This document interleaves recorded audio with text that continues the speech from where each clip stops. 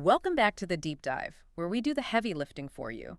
We synthesize the sources, we pull out the most actionable insights, and we deliver the system straight to you. And today we are tackling probably the most persistent challenge in human existence. Consistency, personal change, why is it so unbelievably hard? Exactly. And to do that, we are taking a deep dive into the practical, really groundbreaking methodology in James Clear's work, Atomic Habits. Our mission today is a big one, but it's really tailored for you, the listener.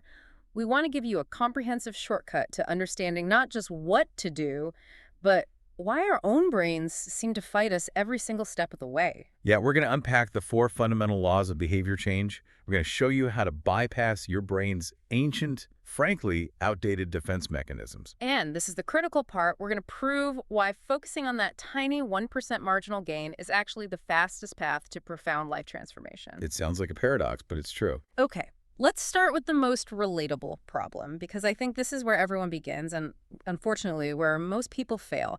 It's that initial burst of enthusiasm. Oh, the late night vow. We've all been there. We've all been there. It's 11 p.m., you're scrolling, you see something that inspires you, and you get this sudden, crystal clear vision of the superior person you are absolutely destined to be. Starting tomorrow, of course. Starting tomorrow, you look at your life and you just make this huge, solemn promise. That's it. Tomorrow, I'm running 5 kilometers every single morning. I'm reading a book a week. I'm quitting sugar and coffee cold turkey. All at once, and for the first couple of days, you're running on pure adrenaline. You feel fantastic, right? Yeah. That little hit of moral superiority. It's an intoxicating feeling. It's a high, and it's being driven by the prefrontal cortex. That's the part of your brain that loves planning and, big complex ideas. That's just an emotional spike. It's not a system. It's completely unsustainable. And that's the trap.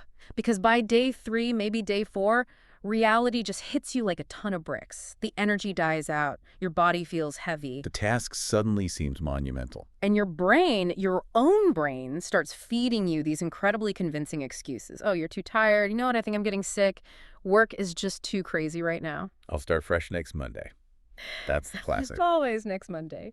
And the yoga mat gathers dust, the book stays on the nightstand, and you just sink into that awful feeling of self-doubt. You start asking yourself, why can't I stick to anything? Am I just not built for discipline? And that feeling, that judgment that it's a personal failure, that's the real barrier. The entire premise of this source material starts with a powerful idea. Failure is not a personal fault. Okay, so you're not lacking willpower. You're not weak. No. You are simply running headfirst into a biological roadblock that has been perfected over millions of years. So if it's not a character flaw, what is this biological roadblock? It's your ancient evolutionary wiring. We're talking about a tiny, almond-shaped structure deep in your brain called the amygdala. Right, the brain's security guard. The ultimate security guard. Its primary job is survival. It detects fear, it detects danger, and critically, it works to conserve your precious energy to keep you safe from threats. So it's designed for the savannah, not for, trying to write a novel in a modern apartment. Precisely. And here's the problem. Evolution is slow. Your amygdala hasn't caught up to the modern world. So when you set a huge, high-energy goal like run 5 kilometers every day, it perceives that massive expenditure of resources as a high-stakes threat. A threat? How is running a threat? In ancient times, wasting a huge amount of energy on a non-essential task could have been a death sentence. It meant you might not have enough energy left to flee a predator or find your next meal. So my big, ambitious goal is actually triggering a survival response. Absolutely. The amygdala starts screaming, danger, this is too hard, this is going to drain our resources, shut it down. It sends out a panic signal that actively suppresses the rational, disciplined part of your brain. And that's what we experience as procrastination. That is procrastination. That is avoidance. That's suddenly finding yourself 2 hours deep into a YouTube rabbit hole when you're supposed to be working. You're not lazy. You're experiencing a self-protection mechanism carved into your DNA. That completely changes the game. It's not that you're undisciplined, it's that you're well defended against what your brain thinks is a threat. An energy conservation program that just masquerades as resistance. And that's why trying to brute force your way through it with willpower is so misguided. Especially when people are using that old, flawed timeline. Ah, the famous 21 days to form a habit. It's everywhere. You hear it constantly. And it is completely scientifically unsound. It's based on a total misinterpretation. The myth goes back to the 1960s to a plastic surgeon named Maxwell Maltz. Right, and he wasn't even studying habits, was he? No, not automated behavior. He just observed that his patients took at least 21 days to get used to a near nose, or for an amputee to stop feeling a phantom limb. Mm. It was about mental adjustment. But the self-help industry loved the number. It's neat, it's tidy. It's marketable. So they seized on 21 and twisted it into this rigid timeline for changing your behavior, which is a disaster. Because when people hit day 22 and it still feels hard, they think, well, I failed, and they quit. Exactly. When in reality, rigorous research from places like University College London shows a much more sober picture. Forming a truly automatic habit takes an average of 66 days. 66, that's more than 2 months. And for more complex things, it can take up to 254 days. Almost 9 months. So if you're going in thinking it takes 3 weeks, you are setting yourself up to fight millions of years of evolution with, what, a few weeks of enthusiasm. It's a battle you're designed to lose. So if fighting is futile, what's the solution? We need a system that doesn't trigger the fight. We need a path of least resistance. We need to make the change so small, so incremental, that the amygdala doesn't even notice. It doesn't even wake up. And that brings us to the core of this whole deep dive, the atomic solution. We have to stop chasing those massive, earth-shattering transformations. And instead, shift our entire focus to the smallest possible unit of change, the atom. So an atomic habit isn't a goal. It's a tiny, incremental system change that is so simple, so non-threatening, that it's easy to maintain. It's all about leveraging the awesome power of compounding over time. Our mission today, then, is to give you a guide to rewriting your life's operating system. Not by force, but by intelligently using these tiny changes to produce massive compounded results. It's about being an architect, not a victim of your own wiring. Well said. Okay, that focus on the atom is the perfect segue into our first foundational chapter, the power of systems over goals. And there's no better way to understand this than to look at the real-world case study that proved it works. The incredible turnaround of British cycling. This story is it's essential, because it shows the compound effect not as some abstract theory, but as a radical, quantifiable strategy. You have to understand where they were starting from. Before 2003, British cycling was, to be blunt, a national embarrassment. They were the laughingstock of the entire sport. I mean, get this. In their entire 100-year history, they had won only one single Olympic gold medal. It was so bad that top European bike manufacturers actively refused to sell them their equipment. Right. They thought that being associated with the losing British team would actually damage their brand's reputation. That's how low they were. That's rock bottom. But then, in 2003, a man named Dave Brailsford came in as the new performance director. He didn't have some grand plan to win the Tour de France overnight. No, he introduced something he called the aggregation of marginal gains. The 1% philosophy. The strategy was completely counterintuitive. Don't focus on the huge leap you need to win a medal. Instead, break down every single tiny element that goes into riding a bike and improve each one by just 1%. And when you say every element, they took this to an obsessive, almost microscopic level. It went way beyond just the bike. Oh, absolutely. The list of changes is just incredible. They redesigned the bike seats for slightly better ergonomics. They would rub alcohol on the tires before a race to remove the tiniest flecks of dust that could affect grip. They used electrically heated shorts to keep the rider's muscles at the absolute perfect temperature right up until the starting gun. But that's just the equipment. The real genius was applying this 1% rule to the rider's life off the track. This is the part that blows my mind. They tested dozens of different pillows to find the one that gave each athlete the best possible night's sleep for recovery. They brought in a surgeon to teach the riders a superior hand-washing technique to cut down on their chances of getting a cold. A cold that could cost them a few crucial training days. Exactly. They even painted the inside of the team's support truck white, Why? so they could spot the tiniest specks of dust that might get into the finely tuned bike mechanics. It's unbelievable. Individually, a better pillow, slightly cleaner hands, these things are totally insignificant. But when you add up 50, 100 of these 1% improvements, what happens? The result was staggering. A complete transformation. Within just 5 years at the 2008 Beijing Olympics, the British team just dominated. They won 60% of the available gold medals in cycling. Then at the London Olympics in 2012, they set 9 Olympic records. And in the ultimate test, the Tour de France, they won it 5 times in 6 years. They went from being a joke to being the undisputed global powerhouse. That's the compound effect in real time. And the math here is so important for you to grasp. If you get 1% better each day for a year, you're not 365% better. Not even close. You are 37 times better by the end of the year. That tiny, almost invisible daily choice dictates your entire trajectory. It's either exponential growth, or if you get 1% worse each day, you decline almost to zero. And that cycling story just perfectly exposes this huge counterintuitive truth. Goals do not determine success. Which is the exact opposite of what most self-help tells you. We're told to visualize the goal, fixate on the finish line. But just think about it logically for a second. Every single athlete at the Olympics has the exact same goal: win the gold medal. Right. Every entrepreneur wants to be a billionaire. If having the goal was enough, everyone would be a champion. The goal is static. The only difference, is the system they follow every day. So let's define that difference very clearly for the listener. A goal versus a system. Okay, a goal is the result you want. Lose 10 pounds, write a book. A system is the entire process, the set of atomic habits that leads to that result. It's your diet and workout routine. It's your daily writing schedule. I can see this psychological trap of focusing only on the goal. It just creates so much pressure on a single far-off outcome. Exactly. You're essentially telling yourself, I will be unhappy until I reach this destination. Every day the scale doesn't move, you feel like a failure. But when you shift your focus to the system, The process becomes the win. the process becomes the win. You just execute the system every day. The results will take care of themselves. But to build that system, you have to go one level deeper. To the most critical step of all, the identity shift. This is the keystone. True behavior change isn't about what you do. It's about who you become. And most people try to change in the complete wrong order. They start at the top with the outcome. Right. They want the outcome. Lose 10 pounds. They figure out the process, go to the gym. But they never touch the deepest layer, their identity. Their identity is still, I am a lazy person who doesn't like exercise. So every trip to the gym feels like a war against yourself. It's a constant battle. Let's use the classic example from the book, smoking. Okay. Imagine two people trying to quit. You offer them both a cigarette. The first person says, no thanks, I'm trying to quit. Okay. What does that phrase actually imply? It implies their identity is still a smoker.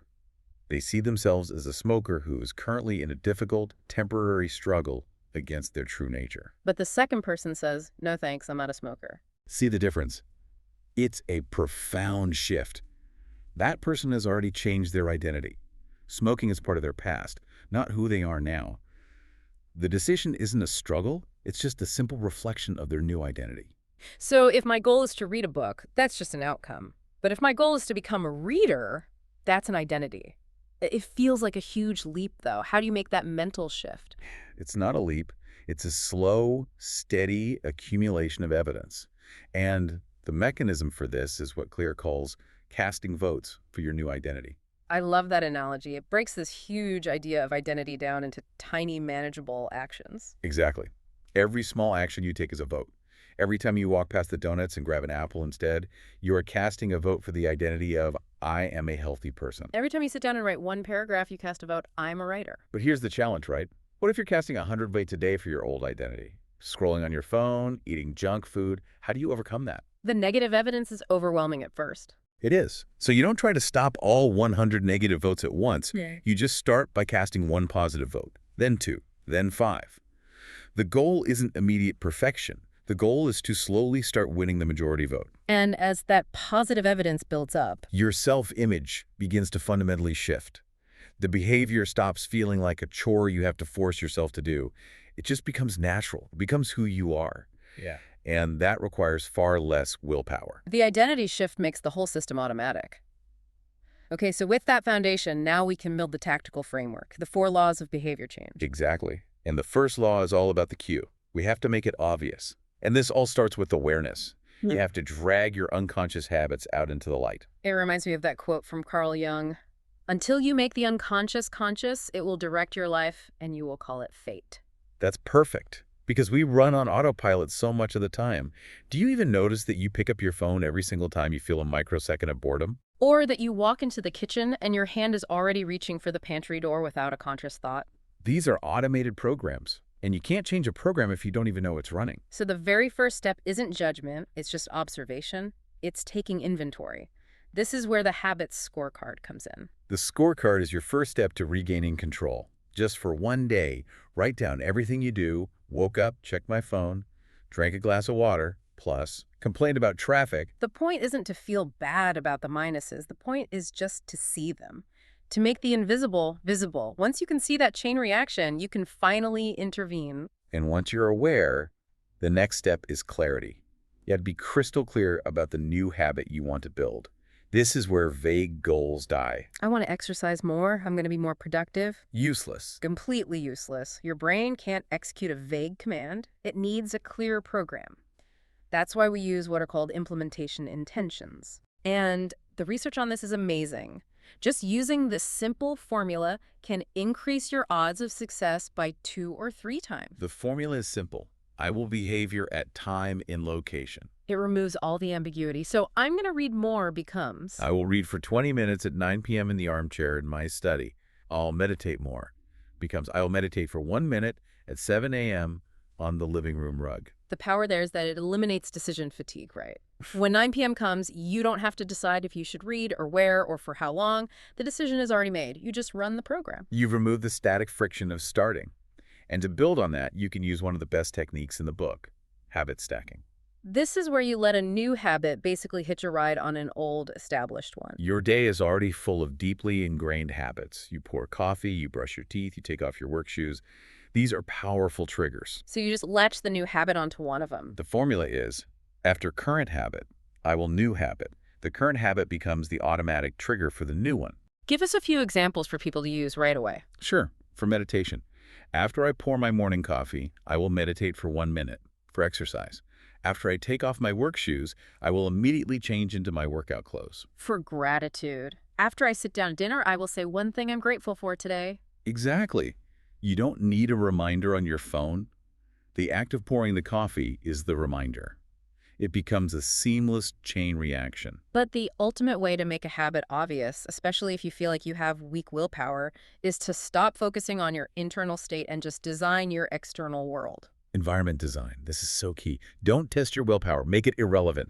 Design your environment so the good habit is the easiest possible choice. The book has that fantastic example from the hospital cafeteria. Yeah, a doctor at Massachusetts General Hospital. She wanted the staff to drink more water and less soda. She didn't send out a memo or give a lecture. Because nobody pays attention to those. Right. She just changed the environment.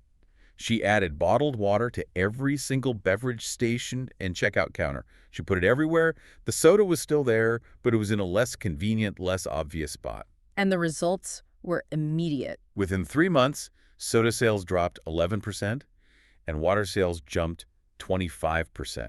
Nobody was forced to do anything. The environment just gently nudged them toward the healthier choice because it was the most obvious one. So for you, the listener, if you want to read more, don't just put the book on a shelf.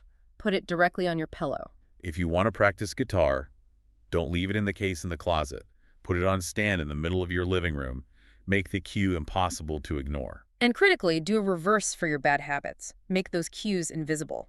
If you snack on junk food at night, don't keep it on the counter. Hide it on the highest shelf in the back of the pantry. If you waste time on your phone in bed, don't charge it on your nightstand. Charge it in the kitchen overnight. If you don't see the cue, the craving often never even starts. Okay, that's law 1, make it obvious. Which brings us to the second law.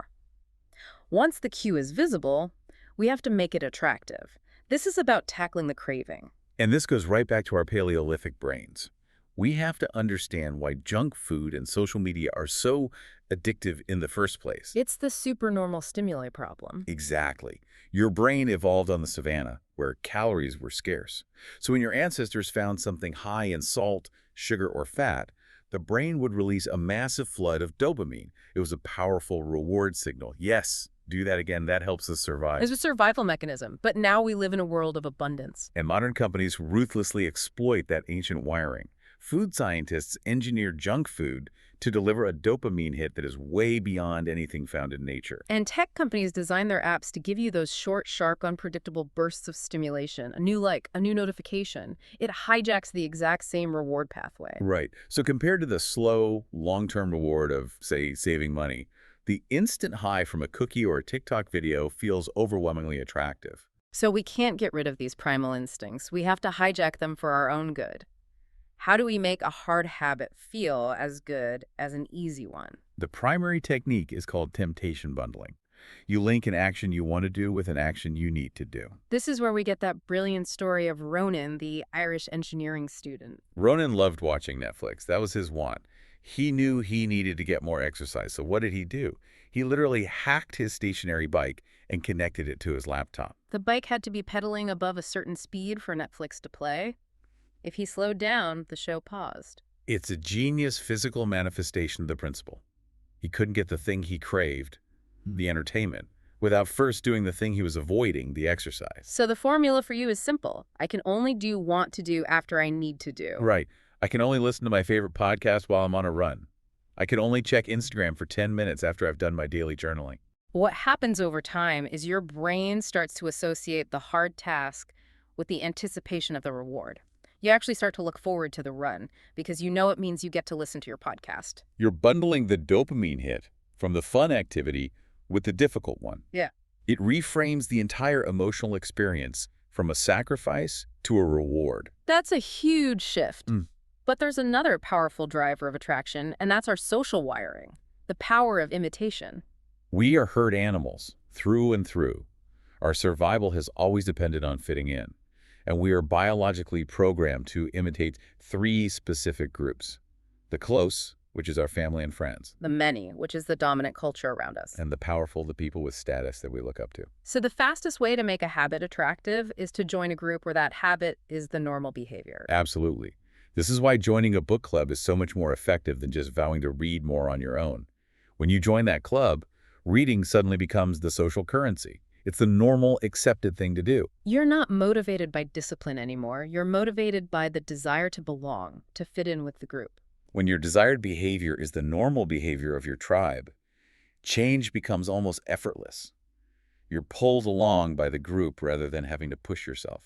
And finally, there's a small but powerful mindset shift to make a habit more attractive. It's about reframing the language you use. So many of us see our habits as sacrifices. The language we use is full of obligation. I have to go to the gym. I have to save money. It frames it as a burden from the very start. The simple reframe is to change I have to I get to. It immediately shifts the perspective from a burden to an opportunity. And opportunity is inherently attractive. So instead of, ugh, I have to wake up early to work on my project, it becomes, I get to wake up early to build a business that will create freedom for my family. I don't have to cook dinner. I get to nourish my body with healthy food. When you focus on the benefit, you generate a natural craving for the action. Okay, we've made it obvious, we've made it attractive. Now we come to the practical heart of it all. The third law, make it easy. This is all about defeating procrastination and that amygdala hijack. And this section starts with one of the most important lessons for anyone who gets stuck in perfectionism, the photography class experiment. This story from Professor Jerry Ulzman just completely upends how we think about quality. He split his class into two groups. The setup was simple. The first group, the quantity group, would be graded purely on the number of photos they submitted. 100 photos got you an A, 90 got you a B, and so on. The second group, the quality group, only had to submit one single photo. But to get an A, it had to be a nearly perfect image. The assumption is that the quality group would produce the masterpiece. Right. That they'd spend all their time planning, theorizing, waiting for the perfect shot. But the result was the exact opposite. All the best photos came from the quantity group. It's shocking, but it makes perfect sense when you think about it. The quantity group was constantly out there shooting, experimenting, making mistakes, and learning from them in real time. They were learning by doing. While the quality group was stuck in their heads, theorizing about what makes a great photo, they ended up with very little to show for it because they were paralyzed by the pursuit of perfection. So the lesson is huge. Motion is more important than perfection. Just getting started, even poorly, is better than waiting for the perfect plan. Because seeking the best way to do something is often just a very sophisticated form of procrastination. And the reason starting is so hard brings us back to physics. Static friction. It takes way more force to get a heavy box to start moving than it does to keep it sliding once it's already in motion. That initial moment from a dead stop is the hardest part. Yeah. And biologically, that's when the amygdala senses a huge task and screams, "Stop." So we have to trick it. We have to make the start so ridiculously small that it doesn't even register as a threat. This is the legendary 2-minute rule. When you start a new habit, it must take less than 2 minutes to do. You're radically lowering the threshold for entry. So read before bed each night becomes. Read 1 page. Do 30 minutes of yoga becomes. Take out my yoga mat. Run 3 miles becomes put on my running shoes. If the only goal is put on my shoes, the amygdala doesn't care. It's too small to be a threat. There's no resistance. The genius of this rule is that it separates the act of starting from the act of finishing. You're only committing to the frictionless start. But what happens once your shoes are on? Or the yoga mat is unrolled? Inertia kicks in. You've conquered the static friction. It's often easier to just keep going than it is to stop. You're already in motion. The case study about the guy with the 5-minute gym hack really drives this home. It's about standardizing before you optimize. This was a reader who just could not stick with an exercise routine. So he made what sounds like an absurd commitment. I will go to the gym every day, but I'm only allowed to stay for 5 minutes. Most people would say that's a total waste of time. But he wasn't there for a workout. He was there to win the identity vote.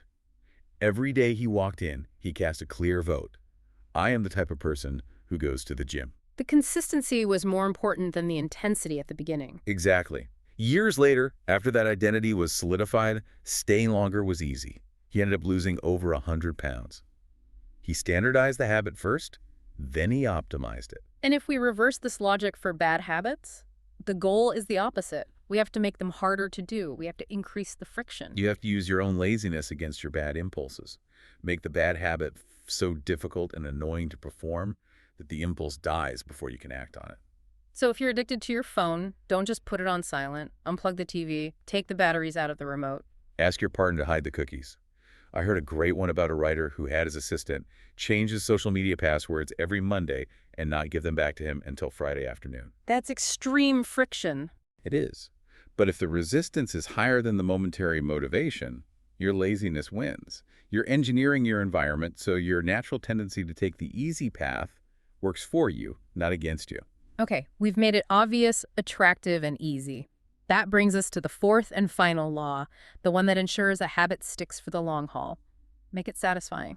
And this is where we have to solve the fundamental problem of delayed gratification. This is the great paradox, isn't it? Bad habits give us an immediate reward. You eat the donut, you get an instant pleasure hit. But the punishment weight gain, poor health, is far off in the future. And good habits are the exact opposite. You go for a run, the punishment of soreness is immediate, but the reward of good health is months or years away. And our Paleolithic brain is wired for right now. It will almost always choose immediate pleasure over a distant benefit. So if we want a good habit to stick, we have to find a way to inject some kind of immediate satisfaction into the process. We need an instant reward. The best way to do this is with visual measurement. You have to make your progress visible. Seeing progress feels good. And that feeling is an immediate reward. This is the story of the young stockbroker with the paper clips. A brilliant, simple system. He needed to make a lot of sales calls every day, which is a draining, rejection-filled task. So he put 2 jars on his desk. One was filled with 120 paper clips. The other was empty. Every single time he made a sales call, he would move 1 paper clip from the full jar to the empty one. The physical act of moving that clip was a small, immediate, satisfying signal of progress. It felt like a tiny win. It gave his brain the little hit of satisfaction it needed to keep going long before any commission checks came in. He made the process visible, and the visibility itself became the reward. This is the exact principle behind using a habit tracker or the don't break the chain method. You get a simple calendar, and every day you complete your 2-minute habit, you draw a big, satisfying X over that day. After a week or two, you start to see a chain of X's forming. And a powerful psychological switch happens. Your goal is no longer just do the habit. Your goal becomes don't break the chain. Exactly. The visual proof of your consistency becomes its own motivation. Breaking the chain feels like losing all that progress, and the desire to keep it going provides that immediate satisfaction. But I have to push back here because life gets in the way. You get sick, you have to travel for work, the chain will break eventually, and this is where the all-or-nothing mindset kills people's progress. Well, I missed a day. My perfect streak is ruined. I might as well just quit. It's a huge psychological trap. So how do you handle that inevitable failure? You adopt the cardinal rule of habit formation. Never miss twice. Missing one day is an accident. It's life. Missing 2 days in a row is the beginning of a new negative habit. Exactly. So if you miss your workout today, the most important thing you could do is get back on track tomorrow, even in the smallest way possible.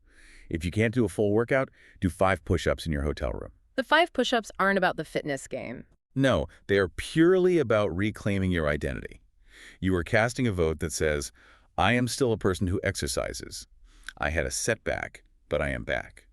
The difference between winners and losers isn't that winners never fail. It's that they get back on track incredibly quickly. It's the speed of recovery. And that feeling of getting back on track is in itself immediately satisfying. It is. So we have the 4 laws: obvious, attractive, easy, and satisfying. But none of it works without the final secret ingredient, which is just patience. Yes. And this brings us to the most common reason people quit.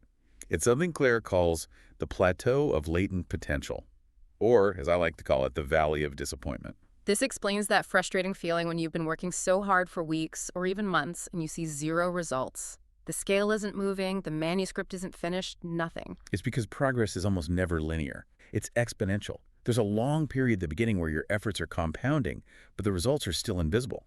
You're storing energy. But people expect linear results.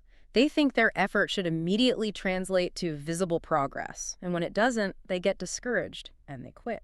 They quit in the valley of disappointment right before the breakthrough happens.